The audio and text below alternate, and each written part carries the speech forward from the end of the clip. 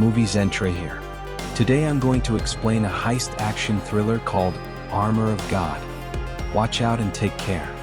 In the sweltering heat of an ancient African ritual, our daring adventurer, let's call him Jax, crashes a tribal ceremony where a bound maiden lies on a stone altar, surrounded by chanting warriors in feathered headdresses. With lightning reflexes, Jax snatches a gleaming ceremonial blade from the shaman's grasp amid the chaos of drums and flames. As alarms, quite literally, erupt with the tribe's furious pursuit, Jax bolts through the underbrush, sliding down treacherous slopes on his backside like a human luge, dodging spears and leaping over ravines. The chase escalates into a heart-pounding aerial getaway. Jax commandeers a rickety prop plane, buzzing low over stampeding warriors who fire arrows and hurl themselves at the wings. He barely clears the treetops, the stolen sword clutched triumphantly in his lap, as the plane vanishes into the sunset horizon. Cut to a lavish European auction house buzzing with wealthy bidders in tuxedos and gowns. Jax, now polished but still roguish in a sharp suit, watches from the shadows as his proxy rep hawks the African blade to the highest bidder. The gavel falls to a stunning young heiress named Mia, daughter of a stern aristocrat lord, who claims it with a coy smile that catches Jax's eye. Their flirtatious banter sparks instant chemistry, but the mood shifts when Jax's old bandmate and rival crooner Alex bursts in, disheveled and desperate. Over champagne and awkward nostalgia about their defunct rock group, Alex begs for help. His glamorous designer girlfriend Laura has vanished, snatched by a shadowy cabal of robed fanatics who demand the sword as tribute to unlock their divine relics. Jax, ever the opportunist, agrees, but only if Alex sweetens the pot with a cut of the glory. In the opulent drawing room of Mia's family estate, Jax lays out the scheme to her father, the Count, a grizzled collector hoarding 3 ornate pieces of a fabled crusader's suit said to grant otherworldly power. The Count eyes Jax warily but relents, lending the artifacts on the condition that Mia tags along as chaperone and eye candy. Amidst candlelit toasts and veiled barbs about Jax's playboy ways, the group bonds over maps and myths.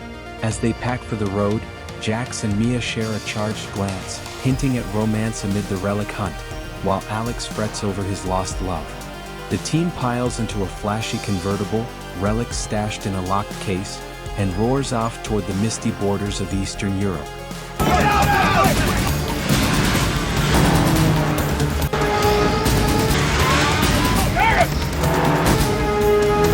Winding through sun-dappled mountain passes, the trio's joyride shatters when black-clad monks on motorcycles ambush them, engines roaring like demons. What starts as a scenic drive erupts into a symphony of squealing tires and near misses. Jax weaves the car through hairpin turns, monks leaping onto the hood to smash the windshield, while Alex flails with a tire iron from the back seat and Mia clutches the relic case like a lifeline. Bullets ping off the chassis as Jax pulls off-the-cuff stunts, ramming bikers into guardrails, using the car door as a shield mid-drift, and even commandeering a pursuing cycle for a counterattack. Dust clouds the air in a blur of flips and fender benders, ending with the monks limping away defeated, but the group's nerves frayed and the sword now their urgent bargaining chip. Arriving at the crumbling Yugoslavian monastery under cover of dusk, Jax, Alex, and Mia don disguises, monk robes over modern threats, and slip through fog-shrouded gates patrolled by hooded sentries. The air reeks of incense and menace as they navigate torchlit corridors, eavesdropping on chants about the eternal armor. They locate Laura in a dimly lit cell, her eyes glazed but compliant, and stage a midnight extraction, whisking her out via a rope pulley over the battlements, with Jax dangling precariously to cover their retreat. Back at a cozy hillside villa for a much-needed breather, the group unwinds with wine and weary laughs, toasting Laura's rescue. But as the clock ticks past midnight, Laura, her mind twisted by the cult's hypnotic rites, slips a sedative into Alex's drink during a tender moment. He slumps unconscious, and under her eerie trance, she rifles the relic case, bundling the sword and counts pieces into a satchel. Jax stirs just in time to glimpse her fleeing silhouette in the moonlight, pursued by Mia's shouts. Laura vanishes into the shadows, leaving Jax cursing his complacency and Alex groggy with regret. The theft hits like a gut punch. The cult's hooks run deeper than they imagined, and now the full armor beckons like a siren's call. Dawn breaks with grim resolve as Jax rallies the team for a return assault on the monastery, this time armed with grit and gadgets.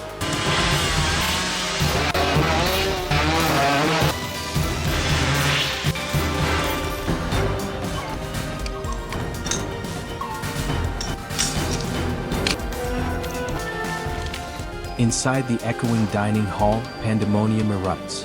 Robed monks swarm in a flurry of fists and flying furniture, leading to a balletic brawl where Jax bounces off tables, parries with candelabras and turns soup ladles into shields.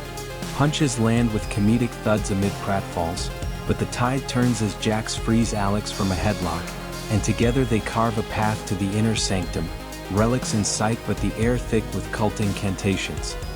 Deeper into the mountain's belly, the heroes stumble into a cavern aglow with bioluminescent fungi, where the cult's inner circle guards the armor's core on a pedestal of bones. Jax confronts the sinister high priest, a towering figure in crimson robes, whose four lethal handmaidens emerge from the gloom, clad in spiked heels and silken fury. What follows is a savage ballet of combat. The women whirl with whip-like kicks and clawing strikes, their footwear clattering like castanets, but Jax turns the tide by yanking off their stilettos mid-leap, sending them tumbling into stalagmites. Gasps echo as he dispatches them one by one in a whirlwind of dodges and counters, the priest's cackles fading into snarls. Bruised but unbroken, Jax claims a glimpse of the complete armor, its golden plates shimmering like forbidden treasure. Cornered by the cult's remaining zealots in the cavern's throat, Jax unveils his ace. A vest rigged with dynamite bundles, fuses dangling like grim necklaces. Bluffing a suicidal blaze, he demands safe passage, but a stray spark ignites the lot in a chain of hisses. Panic surges as Jax hurls the vest skyward, sprinting through collapsing tunnels while blasts ripple behind him like thunderclaps.